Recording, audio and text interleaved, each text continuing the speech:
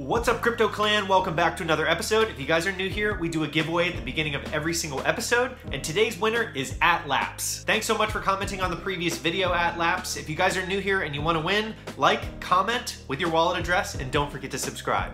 Today's episode is an interview with K-Dub from Crypto Zombie. K-Dub's a really nice guy, and he's very sharp when it comes to identifying what are really great token projects. So I sat down with him to discuss what makes a really good token project, as well as a little bit about his story. So let's dive right into the interview with K-Dub.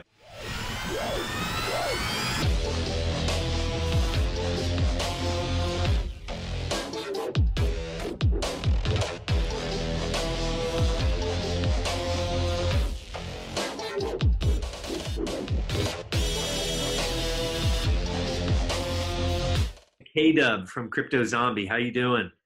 Hey, what's going on, Steve? Thank you so much for having me on the show. For sure, for sure. So I just wanted to start out just similar to previous interviews of how you got into crypto and what you're in the space for. Like, what's your story? Okay, I feel like I say this a lot now, but not everybody knows. I know my channel knows, but you guys don't know. So yeah, it was just basically kind of like how everyone else got in, you know? You sort of just hear about it. I heard about it way, way back in the day. I was at a party. My friend's telling me to buy Bitcoin. It's $8, you know, and I don't care. I'm just trying to party, have fun, play some beer pong, right? And then it's funny, you kind of just forget about it. And then many years later, I started doing some affiliate marketing. I was stuck in a day job for like 10 years, 12 years almost. And I was like, all right, let me try some other stuff. So I start doing this affiliate marketing, and I see a guy pay with Bitcoin, and the other guy like actually accepts it as a form of payment. And I hadn't even known that this was still a thing. I kind of thought Bitcoin just sort of went away. And I was blown away. So I was like, oh, this is really cool. Let me download the app. I want to, pay in Bitcoin and stuff. So I buy some Bitcoin, kind of let it sit there, forget about it, come back like a week later. And it's like, oh my God, this is worth how much, right? So that was like the original, right? Like kind of how most people get involved. Yeah. So then, you obviously go to check the price, and you find this magical place called CoinMarketCap, where it was just like a kid in a candy store, and I was just blown away. And then that prompted me to figure out, what are all these different tokens? What do they stand for? What are their purpose? And, that initial kind of excitement of just like the quick financial gain eventually turned into actual heavy research, to the point where I literally had difficulty sleeping that week, because I was like, wow, this is actually going to change the world. Like my mind was blown, and I just literally just couldn't stop researching blockchain. What is a smart contract? What are different types of consensus? How does this work? And then I remember at the time Neo had come out, and, they were generation 3, and it was literally just like nonstop. Every hour of the day, I was at work with headphones in, listening to crypto.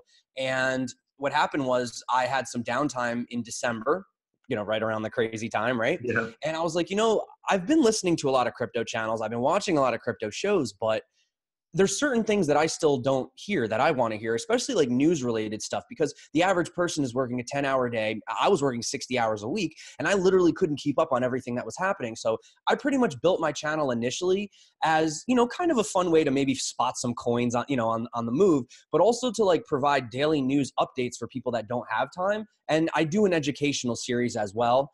Although I have slowed down recently, only because I feel like it's been a lot of the same people in the space. So once I get that notion that like, all right, we're starting to get some new people in, I'm starting to get those questions in the comments, like, how do I use my MetaMask? Then I'm like, oh, okay. And what's actually interesting is recently I have been getting some of those comments. So I do think that there is a second wave kind of beginning to come in, because I'm noticing slightly more views, slightly more interactivity. More people have been joining the Telegram, whereas for a while it was just like flat, Yeah. So, I mean, I guess that wasn't really quick, but in a nutshell, that's sort of my story. So, Well, I like the comments are the guiding ship for you. I think that's a really great method. I've followed my comments for a while, and I've actually been a subscriber of your channel for months now, and I've watched a lot of your videos. Love the content, and I like how punchy it is with like the news and everything, because it is important to keep your hand on the pulse when it comes to like altcoins and stuff like that. So as far as like what you look for when you're looking for a project to talk about in the news, and what you see as like a good signal to watch, like a good company that you want to watch, what do you look for specifically? Well, I mean, obviously, there's the projects that are out there right now. There's the ICOs, STOs, whatever route we're going. For me, it used to be kind of just like who's investing and who's the team. That used to kind of be like the go-to, right? Yeah. You find after a while having a great team member no longer pushes a project. You know what I mean? Now people are really looking for those MVPs. So right out the gate, if the product doesn't have a minimal viable product now, I I don't personally prefer to invest in it, although you can play on a lot of speculation for sure. I mean, Yeah. there's things, I mean, I don't want to name things on the channel right now, but there's projects out there that literally don't have anything and they're like top coins. But Yeah. for me personally, I like to look for things that, minimally have an MVP. And there's a lot of other things too. You have to ask your question. Are you looking to get in long term, or are you looking to essentially make a quick flip? Those are completely different questions. For me, if anything, I'm more of a swing trader to just long term holder. I don't like the day trading thing. For me, it's just too hectic. I don't, it's too much anxiety. So, you got to ask yourself, like, are they solving a real problem? And not a hypothetical problem, not like throw the brick through the window and then there's a note on the brick that says, call this number for window repair. Like, no, that's not what I'm talking about. Like, I'm talking about an actual problem that we really actually have right now. So if they don't have a problem that you feel necessarily needs to even be solved, then no. And then also, is their solution going to drastically improve the way that things are done? Or is it just another one? Because here's the issue. People like to bash on Ethereum and all these different projects because, it's slower than this, but first mover advantage is really important. I mean, people freaked out when IOTA came out because it was a DAG. You know what Yeah. I'm saying? People freaked out when Ethereum came out. Well, not initially, they thought it was a scam, but fast forward a little bit, smart contract platform, right? So I think like it starts to get a little oversaturated. So just be careful. Like, is it just another platform? You know what I'm saying? Like that is something you definitely have to, look for it as well. And also their milestones, their roadmaps are the things that they're going to be doing very newsworthy, because as a person who does the news every day, I can tell you what, man, a lot of it is news related. Like, getting listed on Binance, that's something to talk about. So there's a lot of different factors. I mean, I could ask you the same thing. What do you look for? And I know you're interviewing me, but what do you look for in a project specifically? Yeah. So I think primarily I look at, like you said, product. Like if it's something that does have potential and it actually needs like the technology, I think that that's always the first thing I look at. Like, okay, is this actually applicable to blockchain? Like, is the technology, because at its core, to be honest, blockchain is very, very good at certain things like micropayments and the whole transparency aspect of the ledger.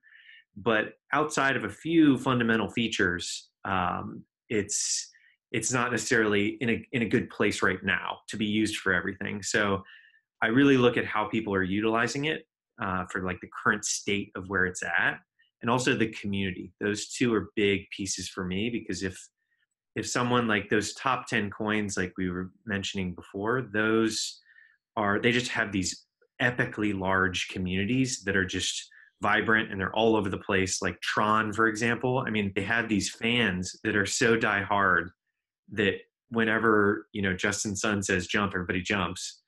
And that level of commitment and community can really drive it home, So those are kind of Community is massive, man. Like yeah. for sure. Like when I first got into Neo, that was like the thing. I mean, they were doing dev cons. It was all about the community, the developers and everything. Yeah, definitely. I just want to just chime in and say I agree on that. Yeah. Yeah. Community is a big kind of tell for me when people are really interested in it and they're authentic. That's a good segue into what you're excited about. Like you mentioned Neo.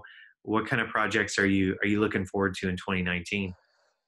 Oh man, there's so many. There's just so many projects. But one of the things that I wanted that I actually didn't say before too is I've noticed a lot of companies doing like the reverse ICO, almost where it's like pre-existing businesses now that because they already have the enterprises readily available. For example, Ergo, I'm very excited about them. They already come from Blocko. Blocko has plenty of connections. They have plenty of customers.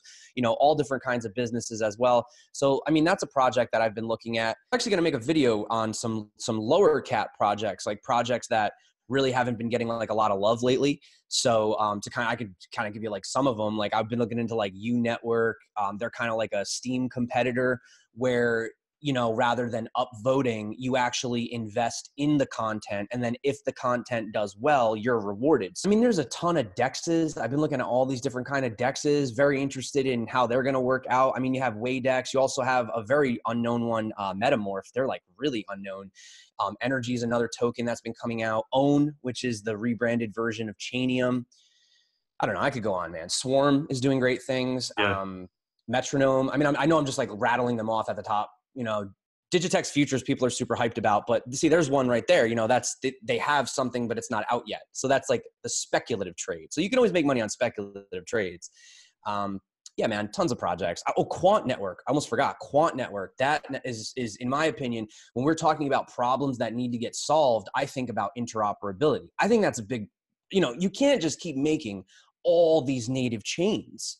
You know, when they're on Ethereum and they're ERC20, they're fine. They can connect. But once you start doing, you know, my mainnet, this mainnet, that mainnet, great. But now what you're doing is you're becoming a data island or a data silo, you know? So Quant Network, I think, is going to help to sort of be like the glue between a lot of these projects. So if you want to take a top coin, you know, I'm picking like the smaller little fun coins. I mean, if you want to pick a big name one, I mean, even like you said, look at Stellar.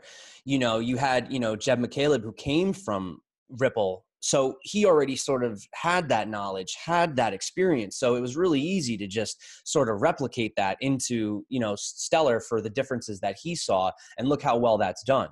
So I think sometimes, yeah, and the thing is like, you think that this is it. No, there's almost 2,100 cryptos on CoinMarketCap.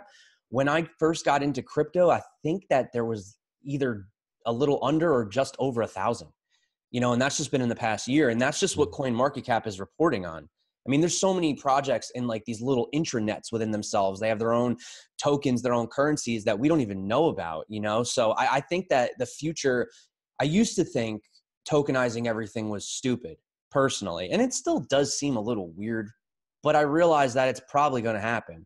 So we just have to expect this moving forward. So what are you working on? Like, how can the community help, and what are you working on right now?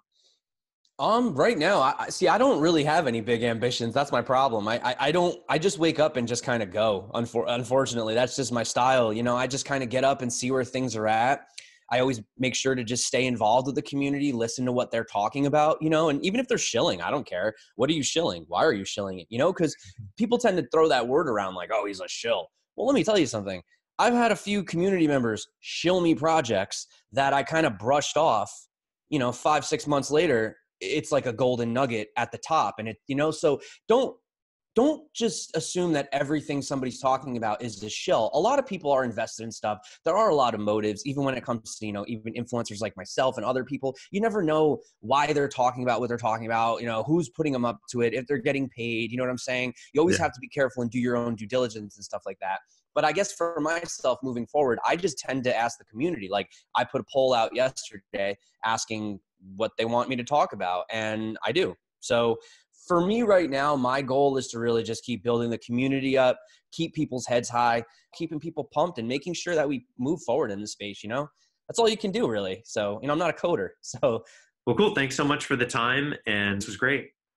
Yeah, definitely. Appreciate it, man. Anytime you want. I'm not usually the guy getting interviewed. I'm usually the guy giving the interview. So I really appreciate it. Thank you so much. And it's an honor to be on your channel, man. Really appreciate it. And if anyone's watching this on my channel on the rerun, check this guy out over here, Hack Crypto. Give him a watch. He's a good guy. So thanks, buddy. That's it for my interview with Kyle from Crypto Zombie. It was a lot of fun sitting down with him and discussing a whole ton of things on and off camera. Overall, I love meeting creators in the space, especially people like Kyle that are in it for the long haul, and a bear market can't really get them down. Kyle's trying to help people through the news and alerts, simplifying things down so that everyone can understand it. I'm gonna be leaving the link to K-Dub's channel, Crypto Zombie, below, so you guys can go check it out and let me know your thoughts in the comment section below. That's it for this episode. I hope you guys liked it. If you did, slap a like. If you guys are new here, don't forget to subscribe, and I'll see you on the next episode of Hack Crypto.